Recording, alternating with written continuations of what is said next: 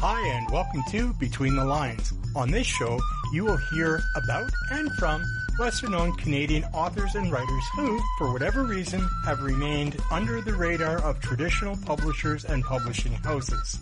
If it has something to do with writing or the writing process, you are going to hear a discussion about it here. I'm your host, Randy Lacey, and I encourage you to grab your bevy of choice, get comfy, and get ready to go between the lines. Hello, and welcome back to another episode of Between the Lines. On this episode, I will be in discussion with Mandy Eve Barnett about her blossoming writing career. Mandy currently calls Edmonton, Alberta home. Hello, Mandy, and welcome to Between the Lines. Thank you for having me. It's a pleasure. Now, before we go any deeper into your writing journey, I'll ask Mandy to take a few moments, give a brief summary of who she is, what she likes to do, any hobbies she may have, and so on. Mandy, I'll yield the microphone to you. Thank you very much. It's a pleasure to be here. I'm a multi-genre author, and I write for children, young adult, and adult. I'm the secretary of my local writers group, which is the Writers Foundation of Strathcona County, and also the secretary of the Alberta Authors Cooperative. I have a successful freelance writing business. I'm a prolific blogger and a writing community advocate. Apart from writing, which is quite an obsession, I like walking my dog. I've got a little rescue dog. So. Oh, you have a rescue dog. What kind?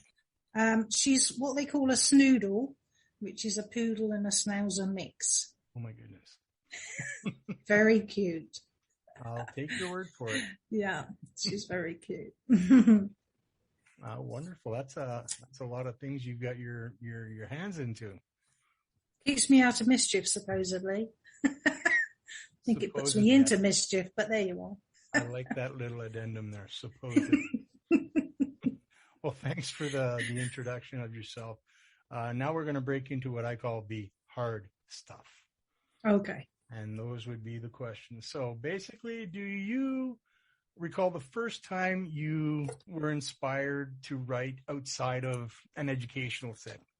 Actually, I didn't start writing per se. I mean, obviously at school you have to write, but I didn't get into writing until I immigrated into Canada. And although I've been creative in lots of other aspects, for some reason I never did writing. So when I came to Canada, I thought I'd find a creative outlet, and I happened across a writing group that was going to meet on a Tuesday evening. So I thought I'd go in, see what they were all about, and I got hooked really quickly. They were very supportive, very encouraging, and I wouldn't be writing without them, to be honest.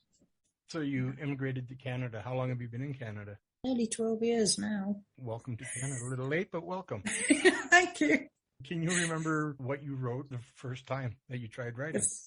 The first time it was actually a 7-minute writing exercise that I found on the internet. And it was just 3 words you had to incorporate: fire, clock, and certainty. So I thought, okay, I'll have a go, see if I can write anything. And that was the first thing I read to my writing group. I was very nervous, obviously, and I read it and the room went quiet. I'm thinking, okay, I will never come back here again. And then they all started going, that was really good, and like expressing how, I'm thinking, okay, that's what hooked me. The reaction was what hooked me. I'm thinking, I can use words to elicit some sort of emotion or reaction or surprise, and that started me on this writing career. So clearly you had a sense that their reaction was sincere then. Oh, definitely. Oh, yeah. They weren't sort of, blowing smoke, basically. They were. Well, I don't know about your friends or your colleagues or whatever, but a lot of the people that I share my writing with, they want to build me up, even if it's not true. So as long as they're sincere, that's even more important. No, I like the group because you get constructive critique. They don't say, oh, that's great, and then leave it at that. They just say, well, choice of word here, or if you change that, point of view. So it really helps grow your writing and your skill. You're fairly new to the Canadian Creative Writers Group, but every month, Australian writers they have it's called Furious Fiction, where Okay. they give you, have you seen that yet? No. Okay, so every month they have a contest, 500 words in 55 hours.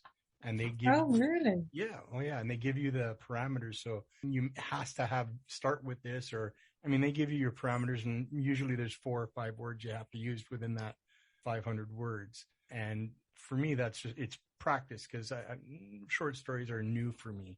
I've been a poet guy most of my life. There's a lot of people within Canadian creative writers that have taken to doing this particular contest just because of the parameters.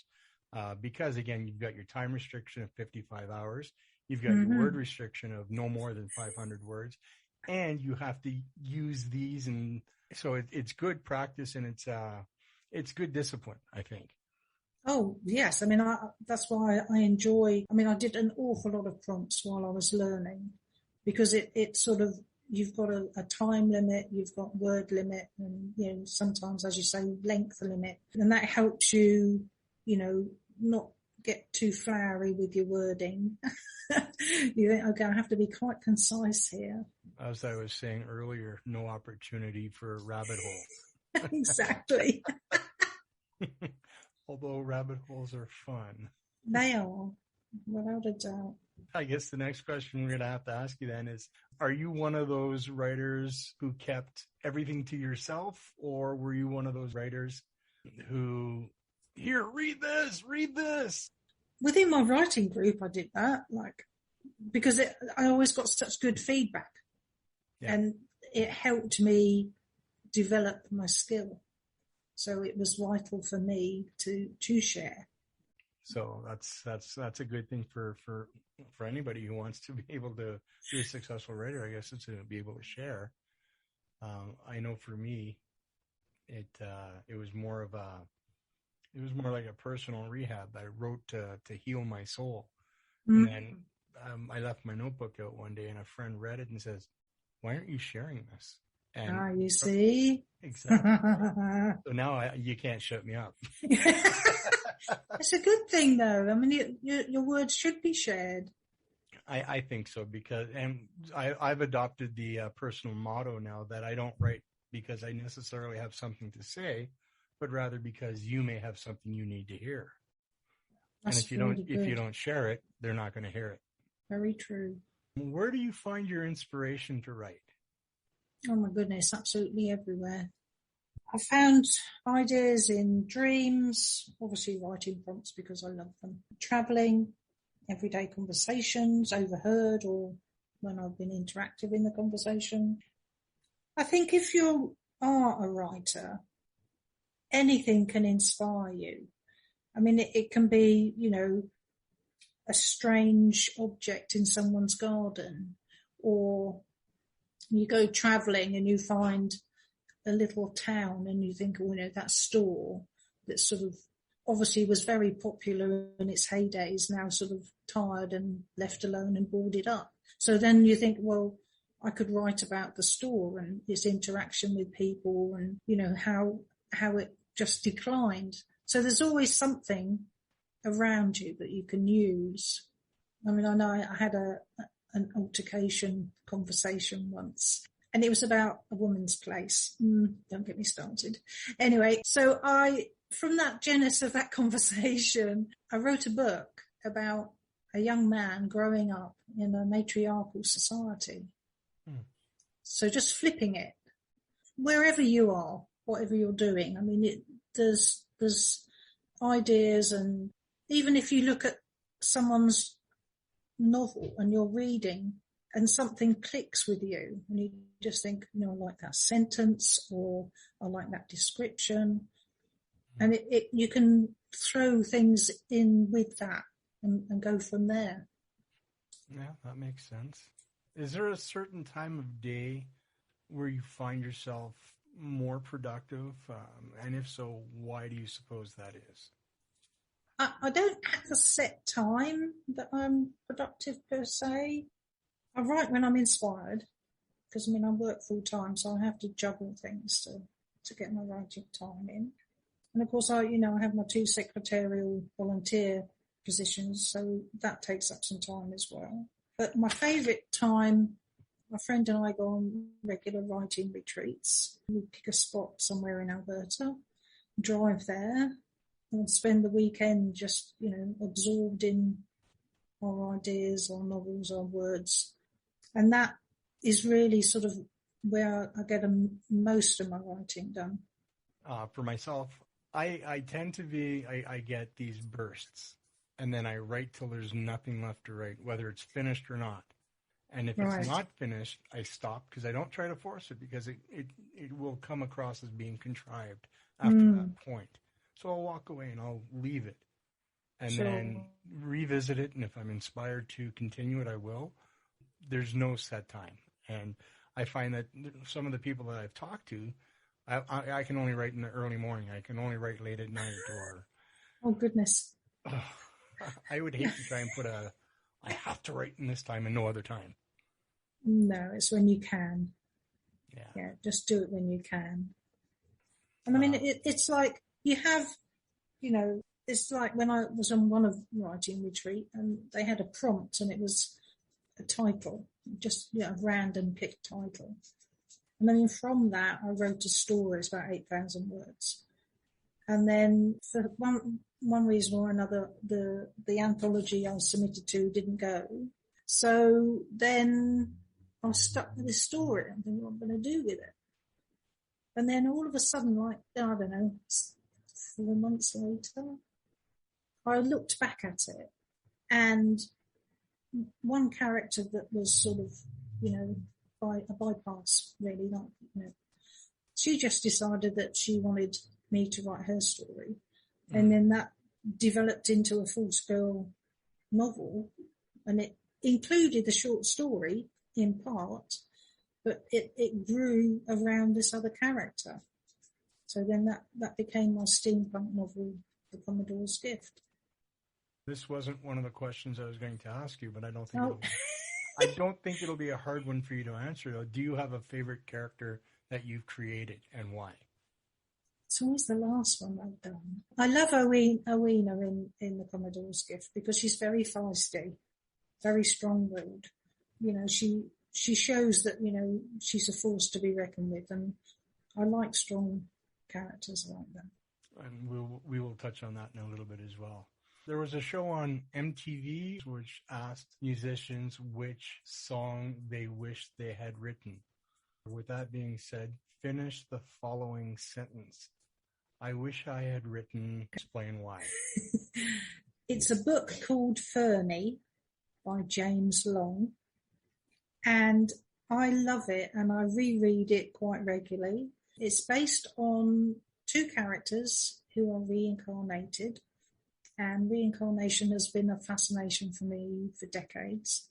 I've researched it and read thousands of books, etc. But the book itself, the characters are so well fleshed out and so believable.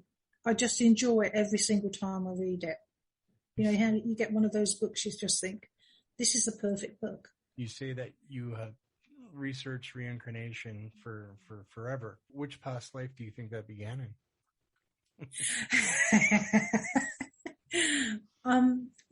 Well, I was regressed years ago, and I actually had 7 doors I could go through, and we only had time for 3, which was a shame, but there you are. So that sort of cemented my belief in it, in there is something else. There is somewhere, you do come back to learn another lesson or teach another lesson. I guess every belief system has something similar to that. I think so. Call it what you will. Mm-hmm. This is one that I've asked everybody so far. What is your writing goal? Is there a specific goal you have in mind for your writing or as you write? I suppose it is a goal, but I like to leave my stories as my legacy. That's what I think is why I write, because, my stories will be shared when I'm not here anymore, so it's something that will go forward in time after me. So it's not a It's not I write because I want to make lots of money or I want to get famous, or it's just what you can leave behind for people to better themselves. Yeah. Yeah. I mean, the thing is, it's the joy of someone reading your book and contacting you and saying, I really enjoyed that. I loved this. I loved that. That's more of an excitement. It's more, what I love than, okay, I sold so many books. Okay, I've sold so many books, but it's actually having reader feedback and knowing that the stories touch somebody. So I'm assuming then that you've had people reach out to you and talk to you about the impact that what you've written has left them. Oh yeah. And I love it because you're gonna. I either get something on social media as a message, or they email me through the blog or whatever. And I get people that they've gone to the local library, they've picked up a book, and then they'll contact me and say, have you got any more? I said, well, yes, I do. So that it's a real high. Do you get the other side of it as well? People who are absolutely negative about what you've written? Touch wood, not yet.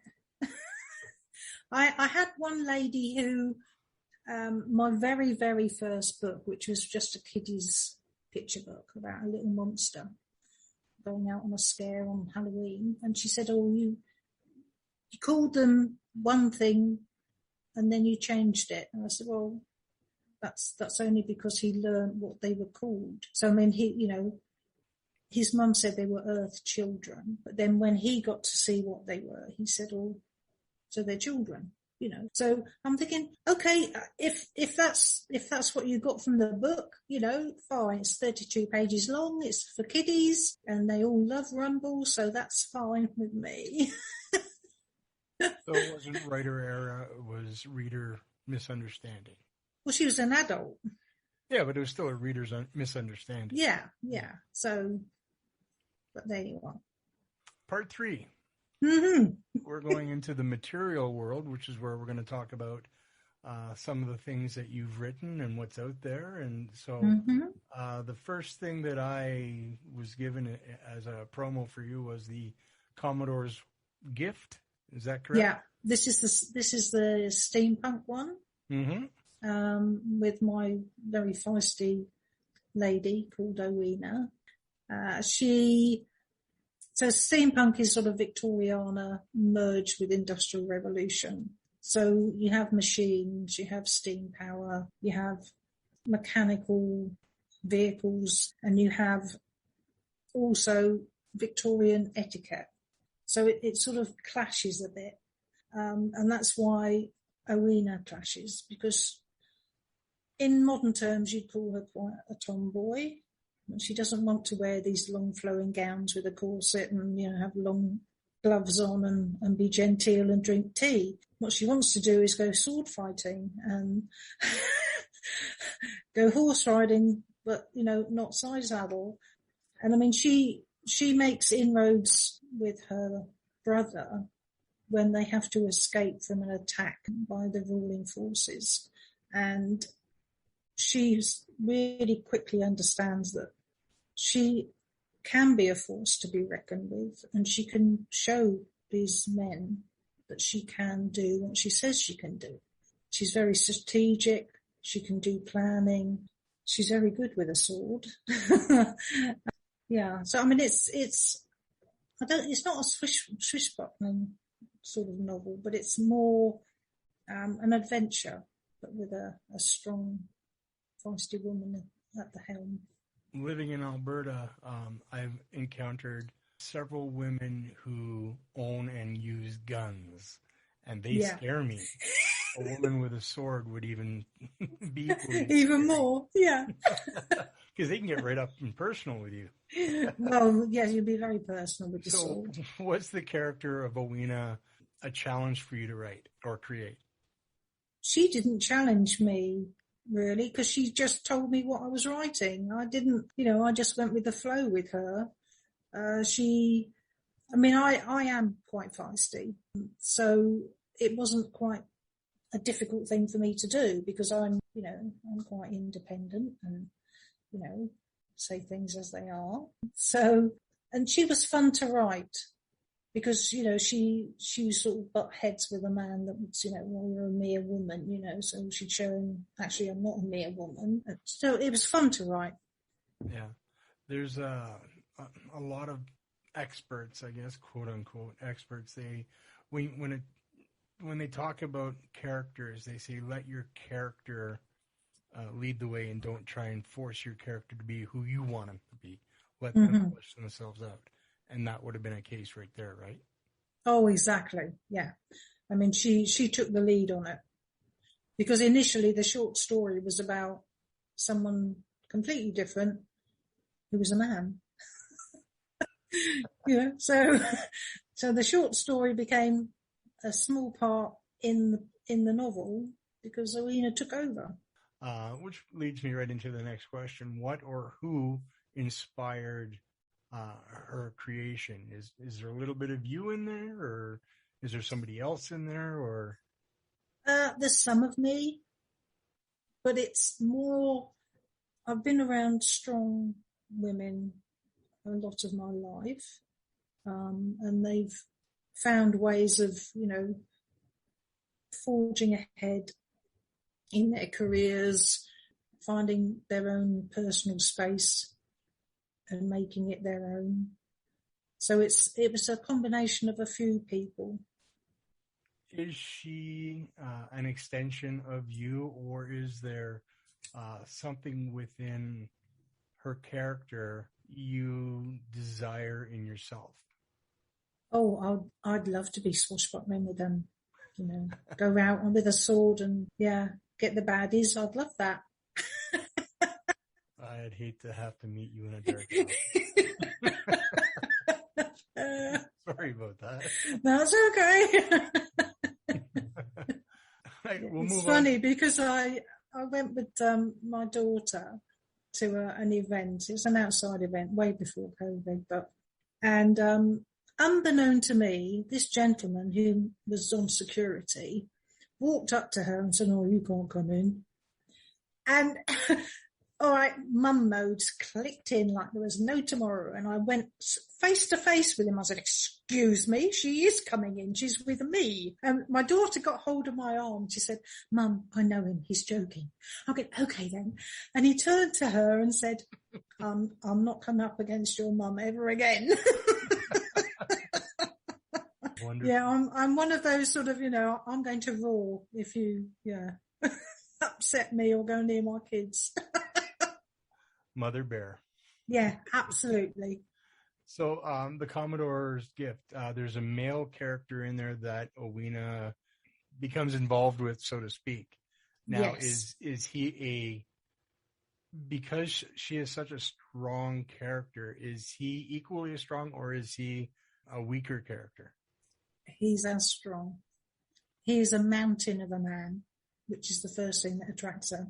But he has been almost mercenary in his fighting, which is one of the things that her brother's trying to stop her getting involved because of his, you know, how he was fighting. And yeah, so she sort of goes head over thinking, oh my God, this man is going to be the perfect match for me.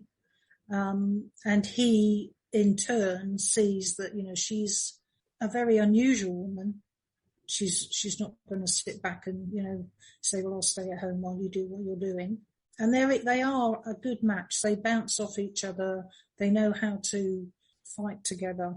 So they have a really good partnership at equal standing. Although he's a huge man, and of course he can overcome more people in a fight, they are a good match.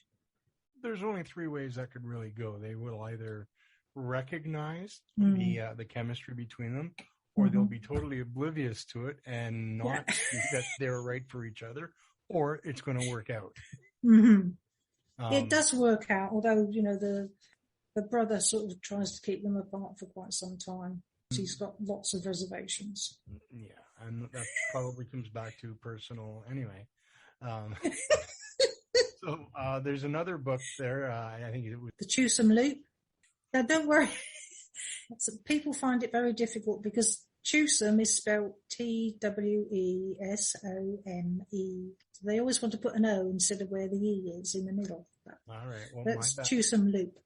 Twosome loop? Loop, yes. All right. Because as I said before, I really love reincarnation. I wanted to write my own reincarnation story. Okay. Because Fernie's so brilliant. But I went in a different route entirely. So I've got 4 people that have issues with each other in the 1800s, reincarnate into the 2000.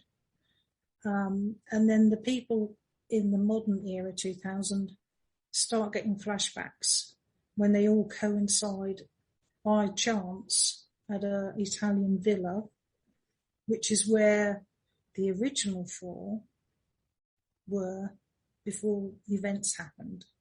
Hope that makes some sense. I see some great potential for confusion.